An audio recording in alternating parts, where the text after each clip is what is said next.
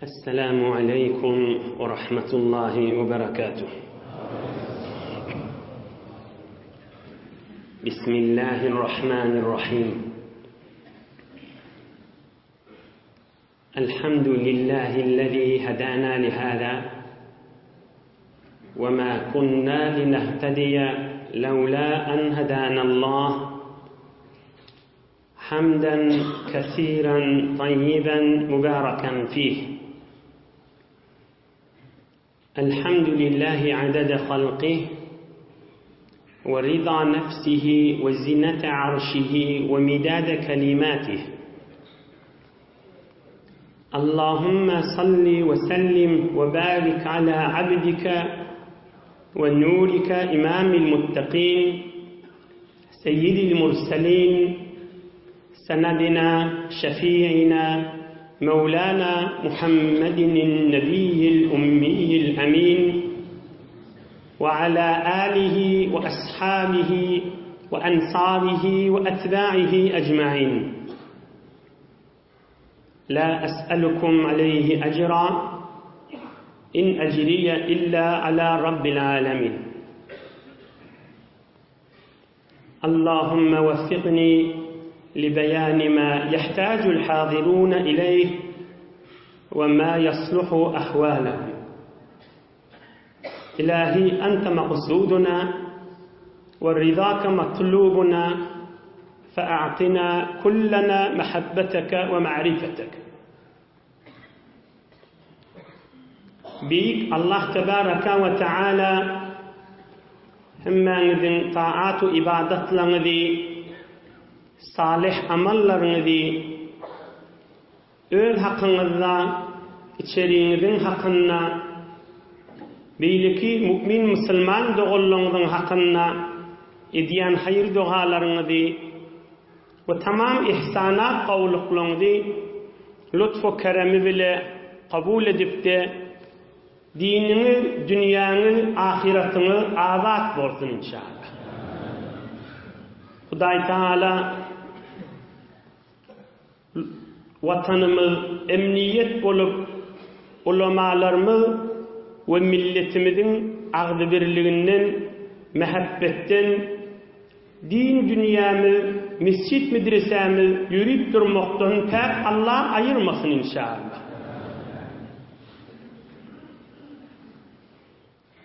Geçen haftede Allah köklümü bilen gözümüzün nuri, başımızın tacı, tamam hoş ahlakların başı, tamam murabbilerin, muallimlerin tacı, tamam Rabbani ulamaların başı olan Hazreti Muhammed Habibullah aleyhissalatu vesselam 61 yaşında Medine-i Münevvere'de tamam münafıkların başı olan İbn-i Selul'i ayadet etmeye yanına varıptı.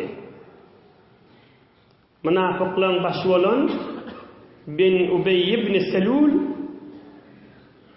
biter azavı yürüğünü düp imanı yok, düp Hudaya Peygamber'e inanmayan adam, daşından iman kelimesini ayıp gören adam. Şol ölüm merizliğine yatıp, ölüm çöğünne yatan vaktinde Peygamberimiz Aleyhissalatu vesselam sahabalarının bir neçesi bilen şonu soramana vardı, ayadetine vardı. Aham sen ne isteyen diyenine, ol münafık ne dedi? Men isteyen bir mübarek bedenini deyip durun koynuğuminin men kefelletidir. Men yuvallarını da sen bağol, cenazamı da sen oku, men kabrıma kaşığında yürüyüp gittiktir. Şunu isteyen gittir. Düp kafir öldü. Bir gecede deslap bir ayadet, bir mariz soraman, bir kıskaca fazileti, oham bir mariz, bir sırkavlan çöktü yatan adam, meriz adamı soraman bir kıskaca edepleri ve izinden aya bir kafiri ayadet etmeyene cevazı var mı bizlerden sürümde? bir kafir hemsaye wa düp Hudaý peýgamber anan miye maryzlasa aýason şonu soramany bar bolýamy şu meseleleri inşallah kısaca hyzmatyňyza ýetireýin. Ýygynyň peýgamberimiz bilen ýa-da münafygyň arasynda bolan wagany hyzmatyňyza ýetirerin inşallah. Bir gün peýgamberimiziň ahtygy Hazreti İmam Hasanjan radıyallahu anh maryzlapdyr. Bir düşüpdi, maryz bolup ýatypdyr bir neçe wagt. Oham sahabalar eşitipdir bu firqawlany maryzlany.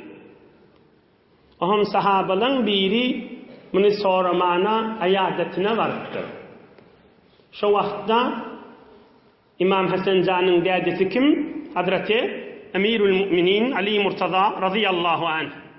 O da oturanmıştı oğlunun başı ucuna. Oham baranna Hazreti Ali Murtaza aýdypdyr. Näme üçin geldiň diýipdir. Asl niýetiň nämedi diýipdir gelin sahabaga. Onda men sen menen bir işim bolwa gelena. Walakinni ataytu ibn binti Rasulillah sallallahu aleyhi ve sellem a'uduhu. Peýgamberimiziň ahtygyny soramany geldim diýipdir. İmam Hasanjan soramany geldim diýdigi da. Oham Hazreti Ali aýdypdyr. Onda men sana bir buşluk aýdyn peýgamberimizden eşiten zadım. Ini bile gerek rahatçı. Sami'tu Rasulullah sallallahu aleyhi ve sellem يقول إذا أتى الرجل أخاه يعوده مشى في خرافة الجنة حتى يجلس. Bir dostun, bir qarınnaşın, bir musulman doğunun merizläpdir diýip, şonu soramany baraýyn diýip barsaň, şu uğranda cennetin meyvelerini yığıp duran adam sen diýipdir. Harakatil cennet diýdiği cennetin meyvelerini yığıp duran adam sen diýdiği. Sebedine qatlap duran adam sen diýipdir. Şu maryzyň düşüpde ýatyp dert düşen adamın ýanyna oturýançan. Fe ila jalasa gamaratur rahmah. Oham şoň ýanyna selamu aleykum diýip bir maryzlan adam sorap ýanyna oturanda nädir halyň, gowum halyň, Hudaý kuwat diýip oturanda Hudaýyň rahmaty üstüňden sagyn soluň dolýar diýipdir. Bir meriz soramana gitýän adamlar ak yürek bilen barýan adamlar hükmen şunu derk etýänlerle tamam bir bereketin içine gidip gelýärligini. Oham şoň ýanyň ýygyna gaýtýar da hoşlaşyp eger giýje bolsa daňatýança günnüz bolsa tä gün ýaşaýança palançaha perişteli şoň hakyna dua edip durýar. Bir musulman adam sen begendirdin, Hudaý seni rahmatyna salsyn diýip. Ine Hazreti Ali aýdypdyr, men şunu Resulullardan eşitdim diýipdir. Ine bilen bir musulman doğunyny maryz bolsa soraman bir fazilaty bol kysgaja. Emma maryz soraman ediplerinin Peýgamberimiziň özünden sabit bolan sünnet ediplerdir. Erki adam soramany barsa ya bir zinanany soramany barsa ayadet maryz soraman kamil boljak bolsa öz elini şoň merizin maňraýyna ya eline ya qursagyna ya ayagyna bir ýerine elin goýup näjiresen halyň diýsen beter gowy bolar diýipdir Peýgamberimiz. Öli Peýgamberimiz mübarek elini maryzyň käde maňraýyna goýýarmyş, käde qursagyna goýýarmyş, käde eline goýýarmyş. Öz elini maryzyň üstüne goýmak beter gowy zat maryzyň ýüregini jaýlaşdyrýanlar. Bu Peýgamberimiziň de mübarek sünnetinden.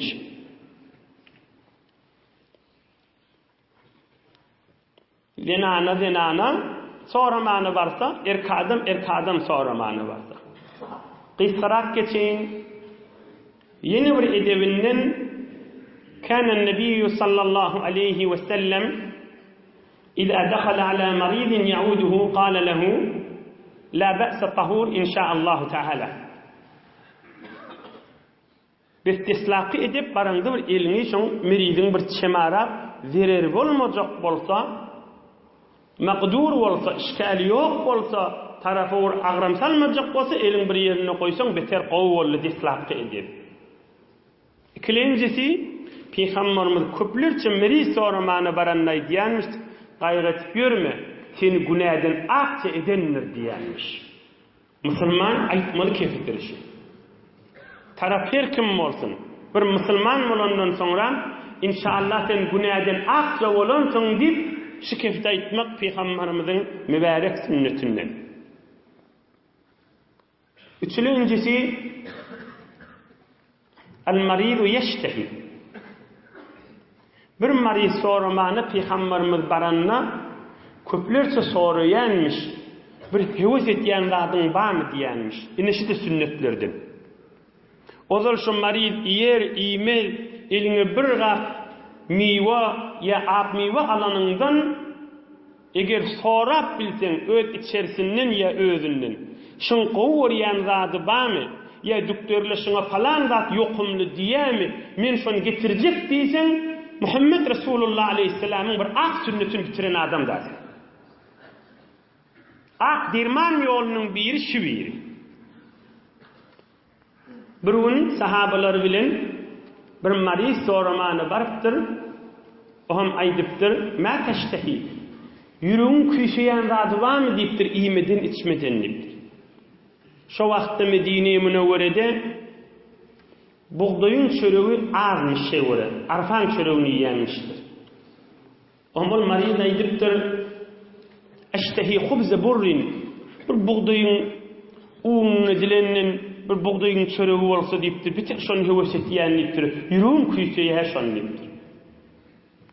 Peygamberimiz aleyhisselam ýanyndakileri aýdypdyr, her kim öýünde bir tike çörek, buğday çörek bar bolsa, gaýrat etsin şu doganyny iýbersin diýipdir. Aham bir aýdypdyr, "Ya Rasulullah, men öýümde bir döwüm çörek bar diýipdir, buğday çörekden diýipdir.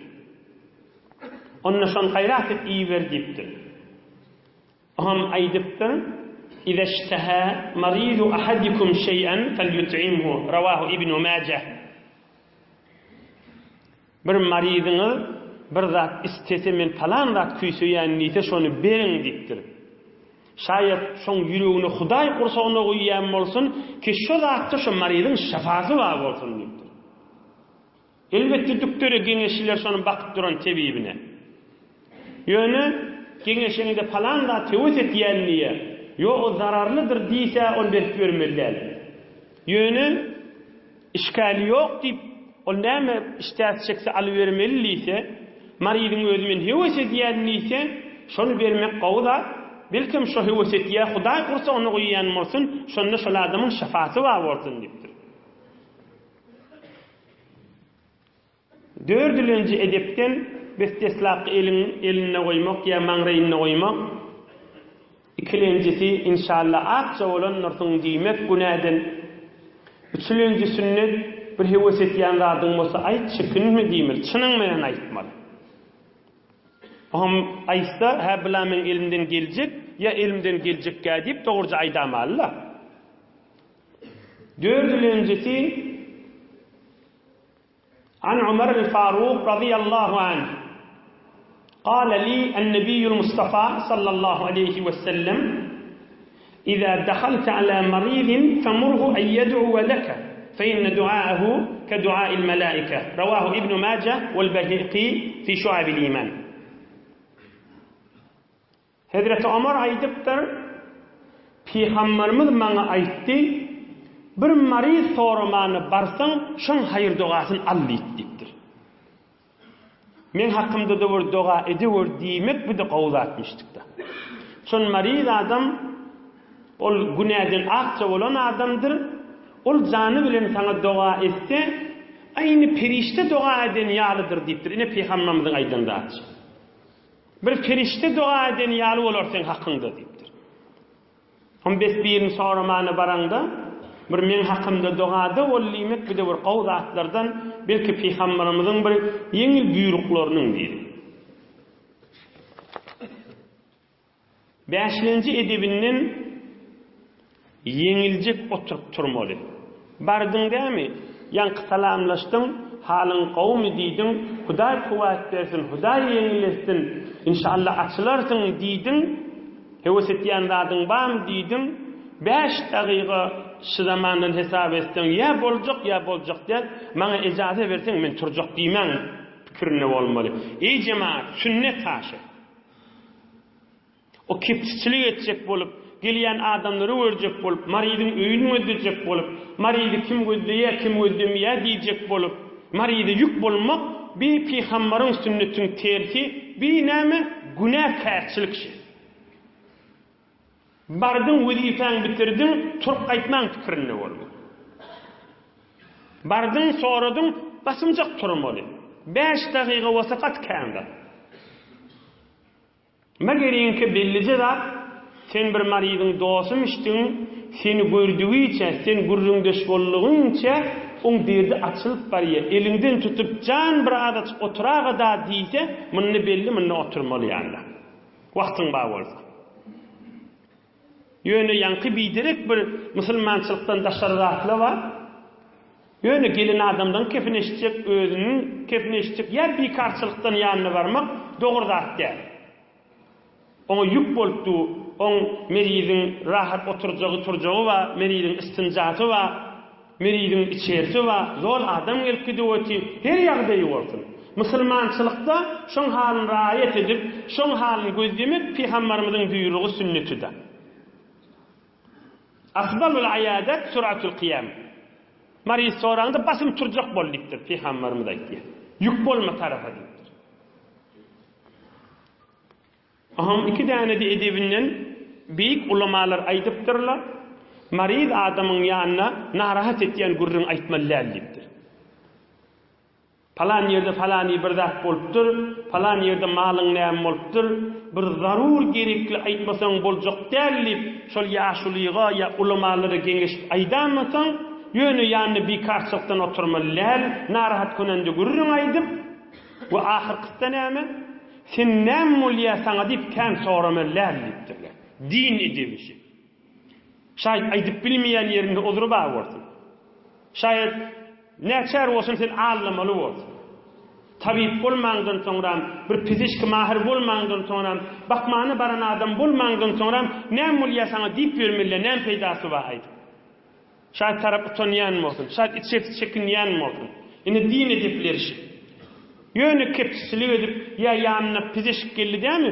Dükler geldi, özünde milk çykmaly. Din ulamalara aýdýar. Dinin edebi şi. Yani şin raýat etmek özü sogaby bar. Şin raýat etmeklik de sen ýüküň agat diýär. Bilmenşik bolup oturmalylar, agyr ýük bol tarafa. Ol dükler pizişik zat soraýar, maryz adam gaýrysyz jogap bilmesinler. Onu ýanyna näme diýip oturmaly? Şoň näme diýerlik işçek bolup, ya daşyňrakda da oturmasa ýakyn oturmak günah käçilik zatdyr. Biýedipçilikdir. Dinden daşlyk zat. Hudaý Peygamber söýýän zatdyr. Özüň bir eliňden geljek haýryň bolmandan soňra, ilmiň bolmandan soňra näme? Ine bilaqy çyjyk maryz soraman edepleri bolly, aňtatjak, ýeňiljek beýlekleri de öwredämaly. Ine bir ulaqan toraq iniştaý geldi ýuwaş Peygamberimiziň mübarek gurlugynyň ýygyny giýerdi inşallah. Peygamberimiz aleyhissalatu vesselam ýanky munafyk soramany barpdyr. Aya biz bir adam tanýas, ya Yahudi, ya Mesihi, ya Mecusi, ya düýüp kafir. Hudaý Peýgamberi iman ýok adam bolsa, özünde soramany barsaň nähillik kan. Göreli fiqh Hanafida Imam Azam Ebu Hanife radıyallahu anh'ın mezhebinde näme gurrun bolupdyr. Ve fil hidaye la ba'sa bi'iyadati al-yahudi wan-nasara. Ve kad sahha أن النبي صلى الله عليه وسلم عاد يهوديا مرض بجواره. كذا في الهداية في الفقه الحنفي. فقه حنفي ده tamam dünya boyunca mollalar bir okuyan kitabı var, Hidaye diýerler adına. Şonu aýdýa, bir Yahudi, bir Mesihi mirizlen bolsa, şonu soramany baranyň hiç işgali ýok. Peygamberimiz aleyhissalatu vesselam'ın bir hemsayasyny bir Yahud barmışdyk, Yahudi. Qumu bina naudu jaranal Yahudi. Sahabalar bilen otyqa yürüň ol Yahudi mirizläpdir. Yürüň şonu soramany diýdiň dip turupdyr Peygamberimiz. Barypdyr şonu soramany. Biz kafir bolsa, özü marizlan bolsa, sorasaň gowy boljak bolsa, öz musulmançylygyň gowlugyny kökelmeden çürim, baranyň hiç işgali ýok boldy. ونص محمد في المجوسي على أن لا بأس بعيادته كذا في البناية. إمام أعظم شاگردی İmam Muhammed Şeybani olay diye mecusi de olsa merizlen olsa o da Huday deyip birin ne olsa merizlen olsa şonla soranın benim günahkarçılık olmayacaktır. Çünkü Peygamberimiz Aleyhissalatu vesselam yankı münafığı düyüp münafık şonu da şonu soramanı bardı yanına deyiptir. Bir musulmançılık qowdattığını kökelmek için baramalı deyiptir. وفي عيادة الفاسق الأصح أنه لا بأس به لأنه مسلم كذا في البناية. Yani Müslüman fasık adam. O da marizlan olsa soramana baramalı. Yani Müslümanı soramana varanda inşallah günahdan akça bulunsun diýmeli. Ama kafir soramana varsan şafa Allah'ın elindedir. Huday şafa versin. Huday Teala iyidin hayır ettinni. İyidi hayır yani näme? Yani sen Müslümançılıkta niyet bilen aýdamalydyr. Indi bu barada ahirki meseleni aýdyn, ohum gurrun ýyzyny alyp gideydi. Bir kafir adam oğulgydy, bir hanawady we hamany düýüp kafir. Oğulgydy aýrylsa ya enatasa aýrylsa, aýaşaňa gowulluk, ta'ziye, teselliden çürim bark bolýarmy? وفي التعزية لو مات يهودي أو مجوسي جاز لجاره أو قريبه أن يعزيه ويقول أخلف الله تعالى عليك خيرا منه وأصلحك كذا في البناية. Bir kafir adam içerisi dünýeden geçse düýüp Hudaý peýgambere de iman ýok. Şonunla baranda ine türkmen bir kefay diýendir. Musulman adama da bolýar şikip, kafire de bolýar. O da näme? İýdi yarasyn diýmek. Türkmen iyidi yarasın neymi? Yani ayrılanın iyidine qalanlar qowluk bilen imanna yaşasın neydi. Ine bilen musulmanı da idiliya qowlar, kafira da şikef aýtsan bolýar, iyidi yarasın diýip. Yani iyidi qowluk bolsun, iyidi musulmançylyk bolsun, iyidi iman ýürüsün diýdigi şuň manasy. Allah rahmet etsin diýip ona aýtyp boljak däl. Yani iyidi yarasın nimek qalanlary İslahda yaşasın diýmek, şijire gidip gowulluk bersen boljak. Ine fiqh Hanefiň bir kysgaça meselelerinden boldy. Geleliň Hak Rasulullah aleyhissalatu vesselam'ın mübarek dirman yaşayışına İbn Seluli ayadet edip soramana gelin ýagdy. Yani gelip oturanna İbn Selul näme istedi? Öz bedenine degip duran evin maşyň maňa ber. Şoň menen meni kefelle we maňa da cenaza oky we kabrymyň başyna da bar diýdi. Oham Peygamberimiz de bolýa diýip öwürlip dur öýüne aşyk. Oham ýanky münafyk ogluny ýiberdi. Inni jany çykjak wagtynda. Ya bunayya اطلب لي ثوبا من ثياب النبي صلى الله عليه وسلم فكفني فيه ومره أن يصلي علي. Oğlu yortip Peygamberimizin mübarek huzuruna getirdi. Ey cemaatler, yankı münafığın oğlu var. Uluqon, dayav, musulman, cavan sahabalan mirha. Onu bilmeliha. İmanlı qov oğlu varmış. Hatta Peygamberimiz Aleyhissalatu vesselam'dan isteptir. Dädimin kellesini getireyin sana ya Resulullah.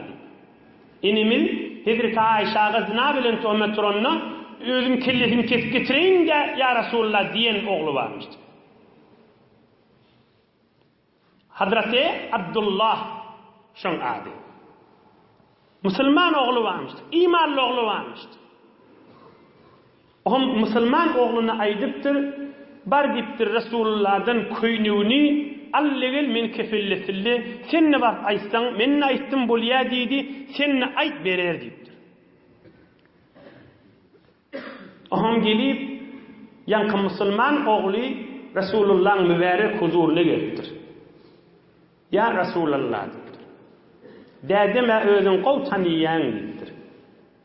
Yönü ovan içinde kadimdin özü bir ki tudayalı baş olup duran adam değil. Senin isteye kuynuğunu bersen şonunu kefellente ve sen şon cenazasını okuysan ve kabrinin başına barsan diye vaytiyadır. Oham Resulullah aleyhissalatu vesselam boliyadidir. Barcaklıdır.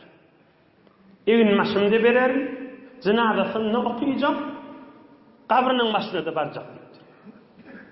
Ey cemaatler, ey cemaatler, ey Müslümanlar,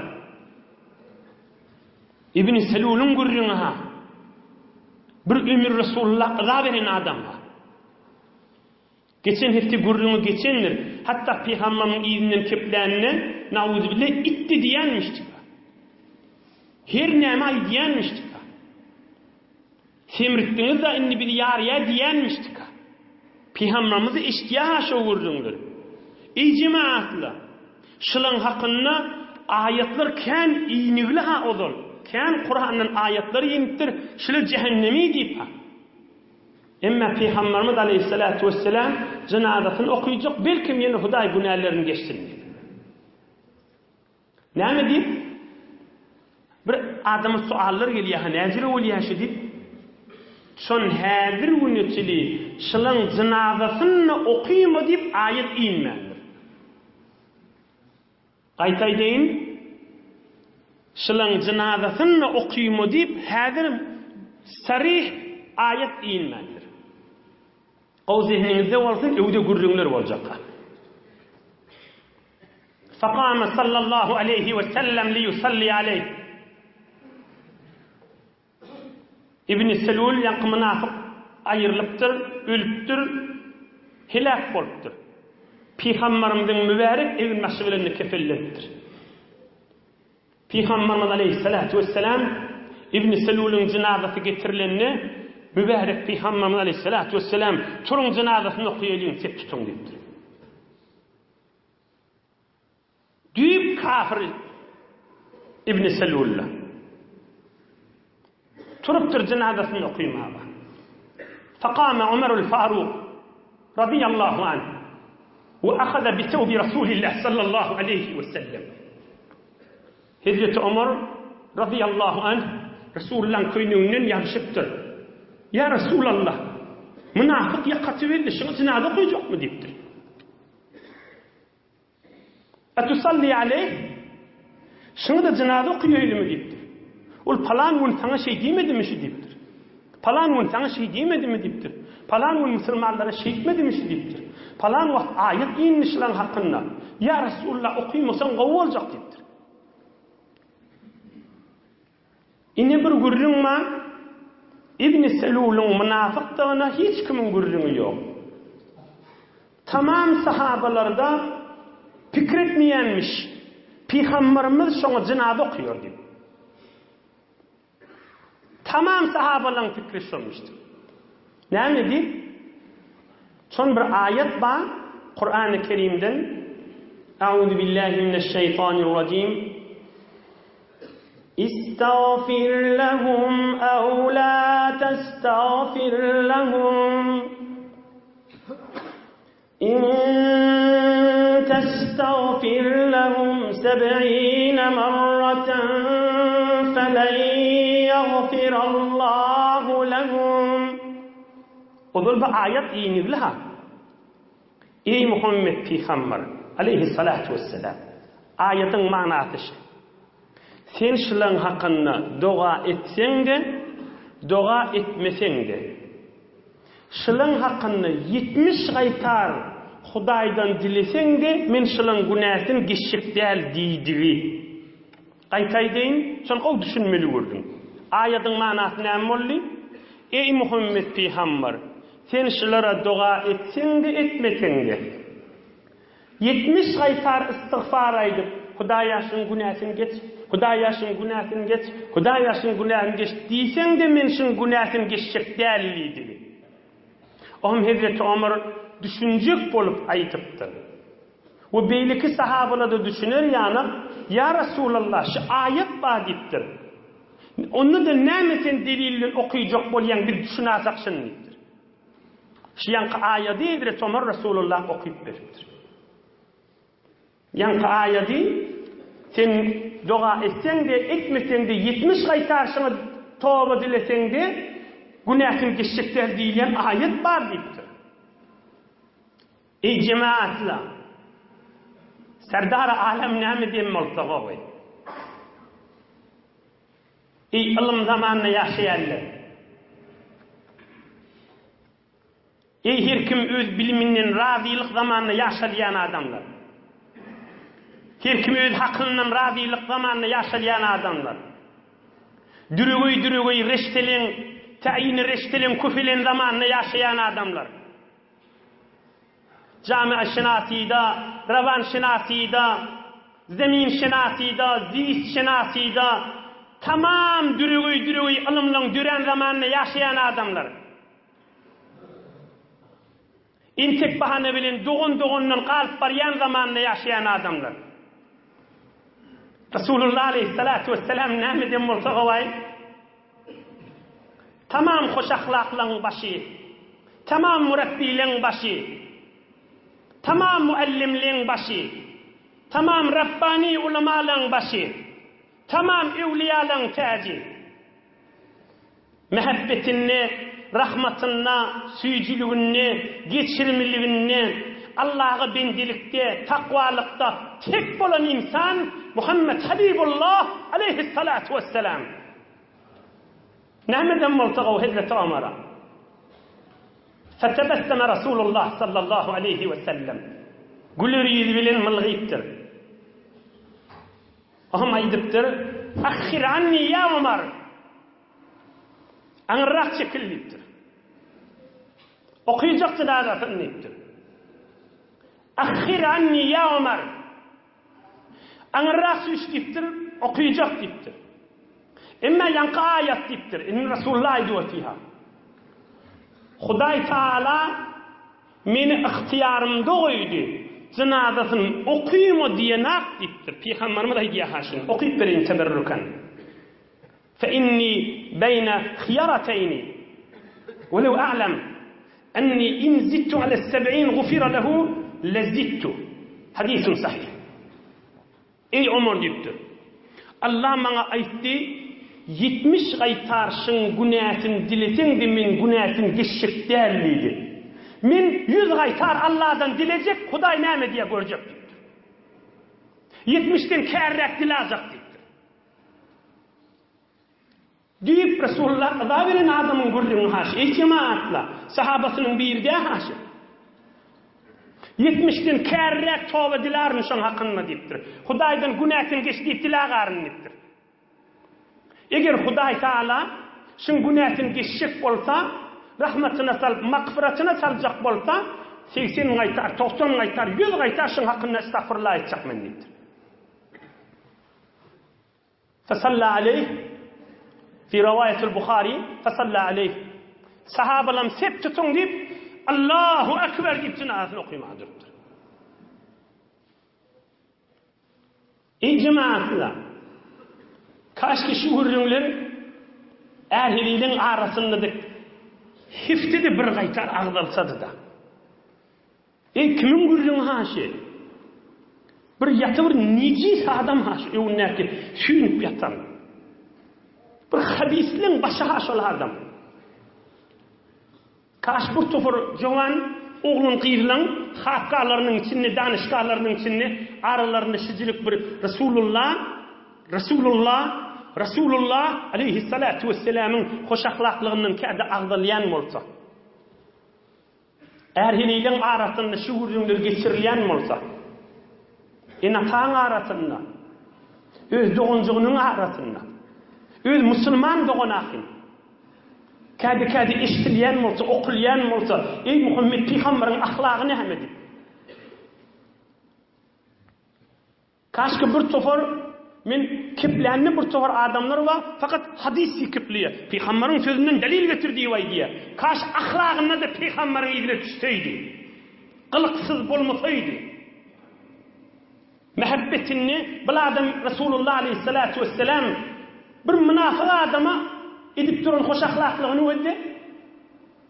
Bir Müslüman adama, o da alim adamlara, ahunlayıp, o adamların hakkında biyedipçilik, kılıksızlık edip, ya kağızları yayırıp, ya CD'leri yayırıp, utandıracak bolup durmak, iyi Müslümanın halini bulmalı da. Resulullah aleyhissalatu vesselam'ın bir mübarek ahlakını hemen geçip duran. Bu da Peygamber'in hadisi diye, Peygamberimizin mübarek yaşayışı diye, bu ahlakını da iyiliğine düşmeli bolursa ki. Dünya oyuncu bir derçiden, ey cemaat, erhiliğinden müşkül var zamanla. Hemmemiz biliyoruz fakat ahlakı mı uğradı? Oğulğun enatan ne müşkül var? Ahlakı mı uğradı?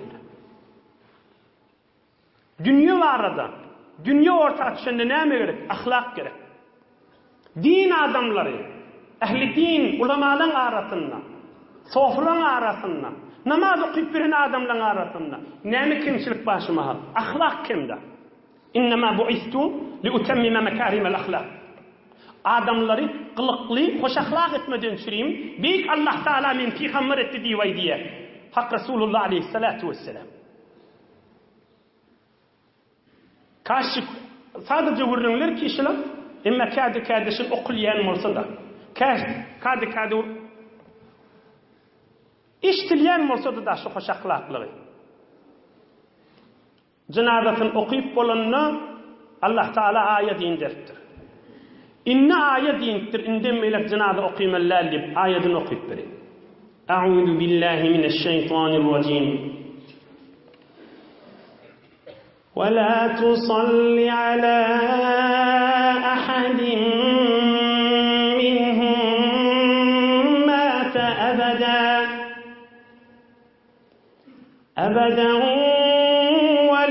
تقم على قبره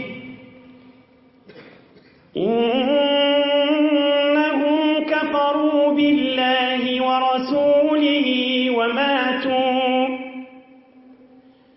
وماتوا وهم فاسقون. Cenab-ı okuyup olanına Peygamberimiz Aleyhisselatü Vesselam birime durup Allah Teala ayet indirdir. Ey Muhammed Resulullah Aleyhisselatü Vesselam. İnniden meylek münafıklığın bir ayrılsa cenazasını okuyma deyiptir. İnne Resulullah'ın da isteyen işidir. Cenazasını okuyma deyip ayet inmenten okuyuptu. İnne ayet indir. Münafıklardan tanıyanın inden meylek cenazasını okuyma ve la takum ala kabrih şun kabrının başına barma deyiptir. Çünkü sen tamam rahmat deyiptir. Sen on necis adamın kabrının başında sen durmalılar deyiptir. Onu caylaşacak bolup, onu kefilleşecek bolup, onu etme deyiptir. وَلَا تُصَلِّ عَلَى أَحَدٍ مِّنْهُمْ مَاتَ اِلِهِ اَبَدًا. Hiç okuyma ecazan yok deyiptir. Ebeden, hiç okuyma deyiptir. İndemeylek ecazı yok deyiptir. İnhe, bir 5 dakikada vaktimiz var. Ulamalar bir gurrunu, bir Resulullah ayet intu, Kur'an-ı Kerim'in tamam kitaplarda tefsirini şun aydın gurrunlemiz var. Resulullah Aleyhisselatü Vesselam ne deyip okuyup duruşunu deyip. Büyük ulamalar aralarını bahsettirler. Bir delil, ulukan delili şu mahalletçiliği münafıklara aynı Müslümanla yanık girbedi ve Allah da onları öldür deyip de hükmetmekti ve Peygamberimizin vazifem şulan hakkında şeyittirip öz vazifem bitirmek deyip şunun sarih ayet inmensen cenazasını okuydu. İne bila bir delil yan geçti. İkinci de delili bu adamın oğlu qawr Müslüman jawan oğlanmış. Dini kan dehmet çeken adammış. Dini İslam'a kan hizmet eden adammış oğlu. Ferzendi. Son Allah'dan doğruca cenazasını okuymu diyen ayet inmensin, oğlunun da hatiratını Resulullah Aleyhisselam riayet etti diye. İdinle qawgurun ma. Ve son bir tayfası var, bir çoğur adamla güzdişip du Peygamberimiz son näme der deyip. İlinin elin yaxşılığını Peygamberimiz edip qabra jayladı. Oğlum ayetini de yani okuyan Resulullah'ın cenazası bilen on günahı geçilmedi deydi. O adama hiç peyda bolmadı deydi. Oğlum Peygamberimiz Aleyhissalatu vesselam'ın yanına gurrun etiptirle. Ya Resulullah sen köynüğün gitti şoň menen qabrına deyip. Sen mübarek köynüğün şonuň menen qabrına gitti deyiptirler. Men okuyup bereyim. Ve ahraca Ebu Şeyh an Qatada ennehum zekeru qamisa بعد نزول الآية فقال صلى الله عليه وسلم وما يغني عنه قميصي والله إني لأرجو أن يسلم به أكثر من 1000 من بني خزرج كذا في تفسير الآلوسي Peygamberimiz aydıptır koynuğum gitsin deyiptir. Men koynuğum menen on günahta geçilecek diye Allah ayet indir deyiptir. İyi yöne inşaallah umid ediyen deyiptir. Şinneci adamın hakkını edin mehabbetimi, şın taifasında münglerce kafirler var, hemmesi Müslüman olur inşallah, men edin işim bilen deyiptir. Şi edin işim bilen, şi hoş ahlaklık bilen, şi mehabbet bilen, halk doğuncuk neden ha? Ben memi qow bilyendir. Doğuncuk en atan edilyen zatlar. Şi edin işim bilen inşallah, münglerce adam Müslüman olur deyiptir. Peygamber Aleyhissalatu vesselam'ın aydiyanını bolýardy. Sonra foç adamla Müslüman bolup gelenini ahirki ömrünün öýände şolaň taýfalar degel Müslüman bolan adamlardan bolýar. Dünya Araplary gurrun bolýar. Belki şu mahalda dünya boýunça taryhda sepçede gurrun daş. İnden meýle kafir adama cenaza okylmalar diýip, ondan soň fiqh Hanafi'dan min şerti salatil cenaza islamul meyyit. Fiqh Hanafi'de bir adama cenaza okuyjak bolsaň baýat Müslüman bolmaly. Bir adam öýüli Müslüman bolmaly. Aýyrlan adam meýit, öýüli Müslüman bolsa şoňa okyp bolýar. Öýüli Müslüman bolmasa cenaza okyp bolmaýar. Kısaca 2 dakigalyk ahirki derste aýdyň. Ey cemaatlar, ayet Kur'an ilinden sonra inni Peygamberimiz on oğlu Müslümanmış, on dädisi Müslümanmış, on hili Müslümanmış, inni onu özdep bolmaýar diýipdir. Çün inni ayet inni. Yani Allah'ın hükmü geldi inni. Inni Hudaýyň hükmü geldi. Oğlu Müslümanam Kur'an'dan ayet kökümü. Inni şüzüre gurrun ma diýmer. Müslüman bolsa on boyun almaly bolýar. Yani ozal kan gurrunlar geçendir. Her kim öz dinanasyny, öz ärini, öz oğulgyzyny, öz dostyaryny, öz gowmy bir günah zat bilen, bir haram zat bilen güldürse, şol adam basym şoňa näme bolýar? Düşman bolýar. Ozal barça geçendir bu gurrun. Aýtaýdy, bir adam özüniň namzadyny, dostuny, ýalykda kılanyny, öz dinanasyny, öz ärini bay tejribe bolýandyr. Peygamberimiziň mübarek sözü. Menil temese mahamiden nasi bi maasillahi azza ve celle ada hamiduhu lehu zamman. Bir adamı günah bilen gowunny görseňmi, şol adam basym sana düşman bolýar. Ayet dinni dämi? Günah bilen gowunny görjek bolup bermeler. Hudaýyň aýaty bar, dogry görünip duran zat diýmek. Allah Taala ýaşaýyşyňyzy iman abruýdan dol etsin inşallah. Hudaý gursoňyzy nuri imandan dol etsin. Hudaý watanymyz mehabbet, agdy birlik, ittihad, emniyet ýörüp dursun inşallah.